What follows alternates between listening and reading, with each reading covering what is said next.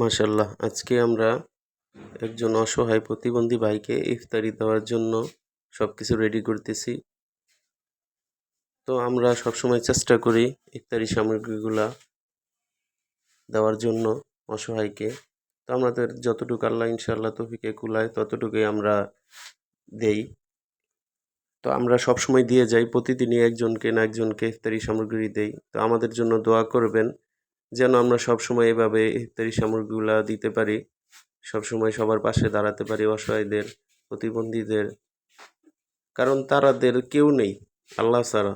তো আমরা যদি তাদের পাশে দাঁড়াতে পারি সবসময়, এ উসিলায় আমাদেরকে আল্লাহ জান্নাত দান করতে পারে। তো আমরা চেষ্টা করব যেমন সবাই মিলে, আমি একা হলে হবে না, আপনারা যারা আছেন ভালো, তারা সবাই চেষ্টা করবেন একজনকে অন্তত সাহায্য করতে।